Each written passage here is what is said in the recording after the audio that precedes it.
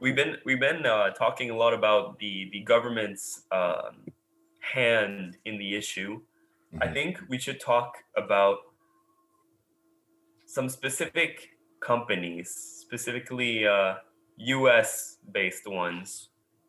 Oh, this is Um, getting interesting. Which one you have in mind? um, so there's a company owned by a Mr. Musk, Sure. and I knew it. I fucking knew it. and Mr. Musk has high key threatened his employees during the peak of the first wave. I don't know if you guys remember that, Yeah. Uh-huh. but he high key threatened to fire them if they didn't come into the factory. Sure. And that was when that was not legal. And yet he had that power to be able to get people to get their unwilling asses to work. And people still showed up to Well, I work. mean, And he still but had no, to that show was. up. I mean, no, that was their choice. They could have been fired. They'd be like, ah, fuck it, I'll get fired. You know what I mean? I don't think Musk said you'll get fired if you don't show up. I'm like, it's okay, not much. It's not really a choice because a lot of people rely on their jobs. Yeah. You know? I mean, So- no, And a lot- a lot- even if one of them, the and first yeah, wave, go ahead. especially the first wave, especially that was when every single unemployment thing. Well, granted, in the U.S. it's very different, but here, for example, everyone basically actively decided to be fired. So Right. it's kind of like, hey, you don't show up, I don't show up. Now, granted, And yes, plus, US like- is different. Yeah, And plus, people like Elon Musk, they have a lot of power. You know, even if a lot of people decided to stay home and let it be, get fired, even if they will like countersue Elon Musk for firing them for an unjustifiable cause, I mean, they're syndicated, right? They have rights, but even that wouldn't save them from being fired and being left because they have that much power. Yeah. They can It's control their own absurd how employees much and power. and high key force them to do their bidding. So. Yeah. So that's what I want to ask you guys. What do you think about in this is an example, but he's not the only one. I'm not trying to say that Mr. Musk is the only one, but he's an example of those that has so much power over others. What do you Jeff think Bezos, about for example. his use, his lording of power during the first wave of COVID? What are your but thoughts? what was your question? Like, what do you think about his ability to use power? And I think the only justification that he's given is, well, we got to make money, Well, also I think his whole, because I was watching a podcast, well, many podcasts basically of big ownerships of companies, and what was it, of Elon Musk also, and he was talking about how he didn't really see that as a big threat. I mean, it was sort of more of it's kind of like the flu, for example, like influenza.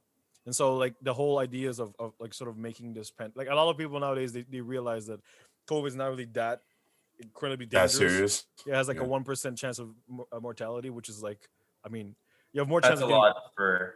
well, 1% compared to, like, I don't know, Ebola had 50%. I mean, there's a big difference.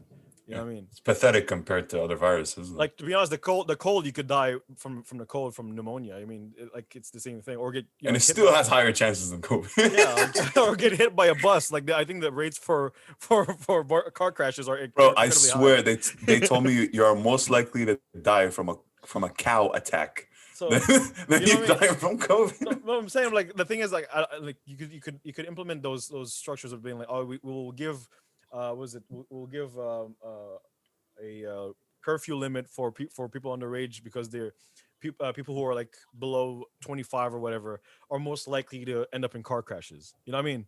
Like, it's very much Right. like you could use So- whatever concept. So in a sense, So- with Elon Musk's whole idea, for me was sort of like, yeah, okay, yeah, to an extreme, threatening people to fire them is kind of like a very Donald Trumpy, and Yeah. Yeah. and, it's very much a like a bit. like ultimatum type of thing, and it's, Yeah. you're most likely to have your employees complied and to sort of resist you, but at the Sure. same time, like, with US's tendencies, like, I'm not really surprised. For the US, Not that's surprised a at all. Monday, you know? I mean, over there and most of the countries in the world, money talks. Right? Almost every time. Yeah. Whoever has the most money does whatever he wants. Yeah. And for example, like, you know, Elon Musk, he has like how many billions of dollars? I think he's the richest man on earth right now. Yeah, Right he now, tied with Bezos. I think it's Elon. So for a guy with this much power, it'd be foolish of him not to use it to his own benefit. It's just greed, you know. It all comes down to money. Like he wants his factories running because that's what's making him money, and he's not going to sacrifice that because of a stupid virus that only kills 1% of people. That's his only logic. kills those And stupid factory workers that he doesn't even have to look in the eye. Goddamn factory workers. Always the ones slowing me down. that's what I'm saying. Greed. It's greed. There's no other explanation than greed. I think it's also that I don't think Mr. Musk can relate to what is a factory worker or who are those people. He has never seen them, so like obviously. Well, the thing is, yeah, well, those that I feel like that's sort of a big argument that a lot of people have towards like rich people, and sort of like they're like, oh, you know, they don't put in the work or they don't understand that stuff. But the thing is, in a sense, they're the ones who started the company, so they came from the bottom. Well, in Musk's case, yes. I mean, he went to bankruptcy many times. In like 2008, SpaceX and Tesla went fucking bankrupt. So yeah. But if you look up his history, Mr. Musk's father made money off of some slavery money, I mean, and then transferred that to Musk. Yeah, he's South African. African. Whoa. It's blood money. It's so, South African, but I mean, you know, like, really? Yeah. So really? it's a bit shady. Like, you can't say the self-made man exists. That's a complete myth. Yeah, but the thing is, and I'm not saying that that's like that disqualifies someone as an industrialist or whatever. No, I get that, but sort of blaming it simply on because of the person's rich is kind of like a very easy argument to say. Well, it depends what they do once they are. You know, well, like but the thing, I agree with that. I think saying that basically is like, oh, because you know they never went through ups and downs. You know, like in terms of no, I think that's not fair to their lives or to who we don't know them personally. Exactly. So it's but like, you know, what I think is in a case where we're looking at the situation, if we're looking specifically at Mr. Musk within COVID, it's corporate greed, and it's him disregarding COVID because it really advantages him to just say, it's a flu. Like, but a lot of people are taking it seriously. And I think that Mr. Musk does take it seriously on a personal basis. Like, I believe that. Like, you mean he protects himself? Sure. He takes the precautions for himself. But I don't think he'll protect his people that work for him because he doesn't see those people, and he's not like. I think. But if you look at it through a business point of view, right? Let's just say that you own a multi-million-dollar company, right? And that company relies on its workers being there in their warehouses working, right? So in his point of view, keeping his factories open is a priority. So obviously, if he sees the stats and he sees not many people are that affected from the virus, of course he's going to do whatever he can to keep the workers working. And also, from a business perspective, I don't think having your staff be dead is a good thing. You know what I mean? So but the mortality rate. That's what I'm saying. But like, that's what I'm saying. Like, that's why I don't think like his what he said or what he set out to achieve, and by saying that was sort of like personal greed, because ultimately, if his workers go to shit, he goes to shit. You know what I mean?